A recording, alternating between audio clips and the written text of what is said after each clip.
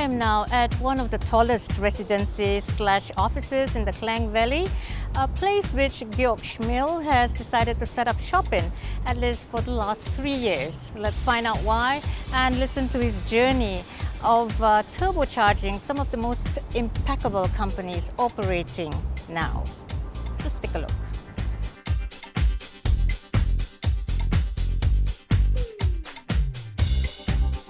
I come from the mountains, so I'm used to height and I like to have also a bit of an overview of what is happening. I like to look outside the window for inspiration, and I find this apartment particularly useful as a combined office and living quarter, so to speak.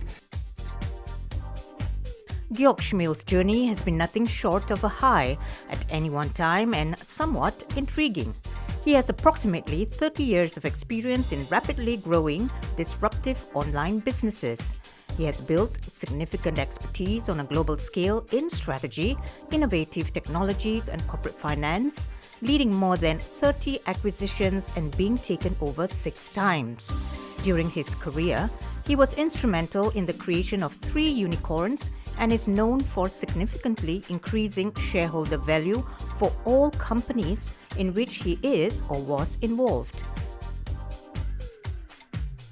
Georg is the co-founder and chair of Juwai IQI Holdings, the largest prop-tech group in Southeast Asia with more than 30,000 real estate agents.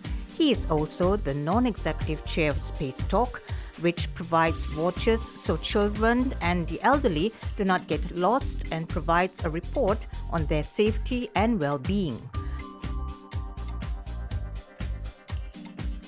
A director of Centrepoint Alliance, the PropTech Group, and Button, Georg is also a senior advisor at BrioHR.com, one of Southeast Asia's fastest growing HR platform, and MadeComfy.com, one of the most innovative short-term and holiday rental platforms in Australia.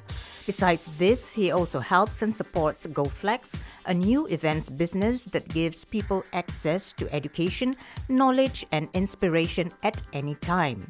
So, which of these companies is the sexiest? Every company is different and is unique. And what they share in common is they are all growth companies. They all are here to change the way things are done, to challenge the existing. And they have no room for egos. They're a fun place to work in. There's fun people, and that's probably the common denominator across those companies. On the consolidated value of these companies, Georg, who was previously executive chair of iCar Asia, the #1 online automotive marketplace for Southeast Asia, until its acquisition by Carsome.com, said that it will be about 2.2 billion ringgit. At this moment, it would be about 2.2 billion ringgit. However, that's obviously at this depressed level. So I think the value is much, much higher, and also these companies are not standing still. They're growing every year at more than 40%, and that means the value will grow as well.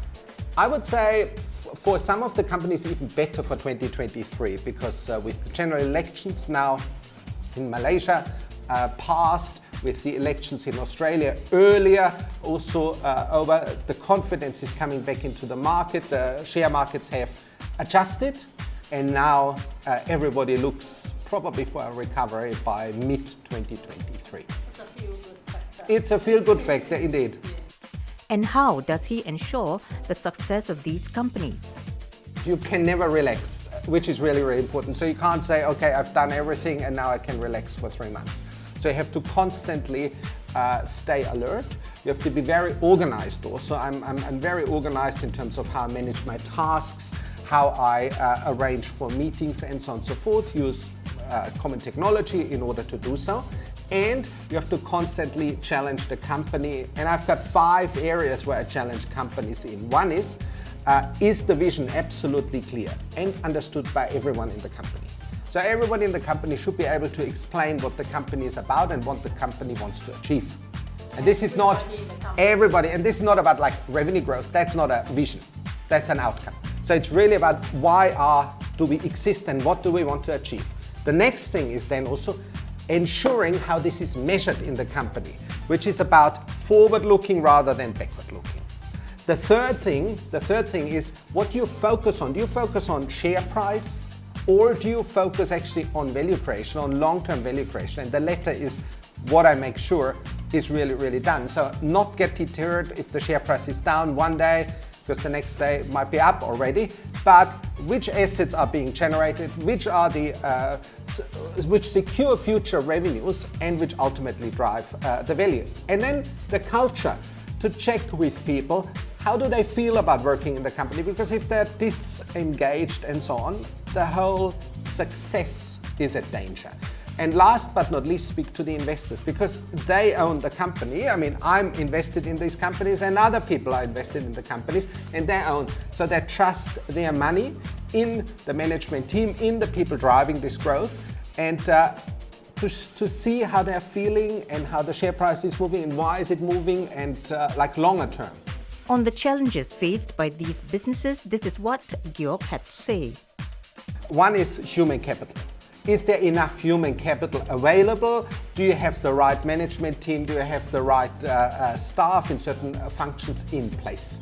That's definitely one of the key things, and in particular in my role, the focus is very much on the leadership team.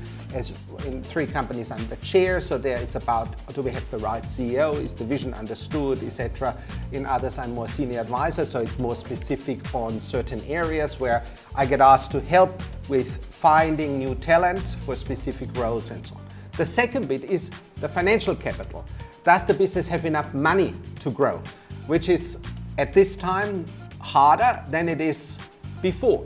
But this year we've done so far 3 capital raising in 3 different companies. We have been taken over in 2 companies. So there's always something happening, and that requires an understanding of the capital markets and also how to sell a story of a company. And then the last bit is really about the vision. In this Space Talk company, this is a really, really interesting and powerful company, these wearables, which helps to track kids and so on. This could equally be applied and is starting to be applied also to more senior people. So to help senior people not to get lost, to help them if they have any medical condition, if they fall down, the watch would then alert the authorities. Space Talk, which is now in Australia, New Zealand, Europe and the United States, is now making its way to Asia. On the subject of revenue made by these companies, Georg, who is a qualified accountant, said the smaller ones make up to 3.5 million ringgit per year, while the bigger companies generate some 700 million ringgit annually. Juwai IQI, for example, made Asian agents more productive. Within 1 year, the productivity or number of transactions increased by 41%, the value of transactions increased by 12%, and the number of agents more than doubled. Now, how did they do it? How did we do this? I think the technology did it, and obviously the leadership in this business did it, but it was pretty self-selling as a platform because it created flywheels. If we had a number of agents, they were able to sell. The more we sold, the more people wanted to sell via us, which drove more agents to us to use the platform. And this flywheel started to really, really fly, especially also during COVID, when nobody could operate because it was a technology platform with virtual tours and other functionalities of closing the deals online. We were able to operate during that time, and that's also the reason why some of Malaysia's largest groups and Philippines' largest groups and Thailand's largest groups came over and joined our group, our platform. What is notably important to Georg is also the fact that these businesses have helped Malaysia and Malaysians in terms of employment and being at the forefront of technology and online businesses. The fact that Malaysia has a large number now of online companies, some of them are the ones which I'm involved in, is kind of making Malaysia proud to be at the forefront and is helping the innovative culture and can-do attitude which we find in this country.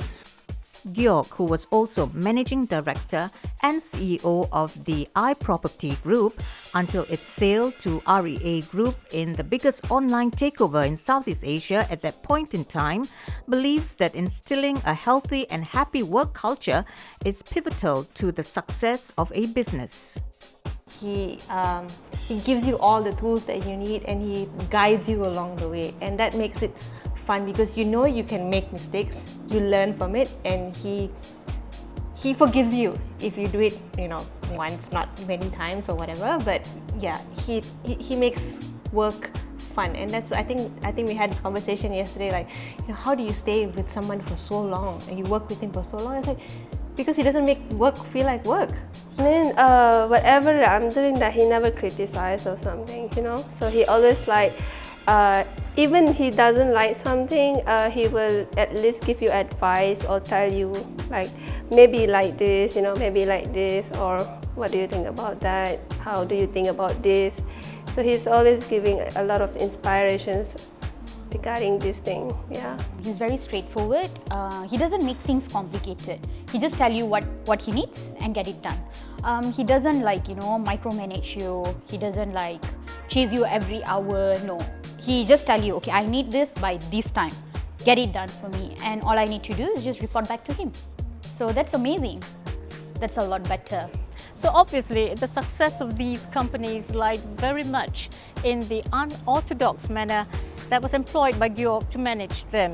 One that was from the bottom up, funneling energy to ensure they remained at the top. I'm Anne Edwards for Top Guns.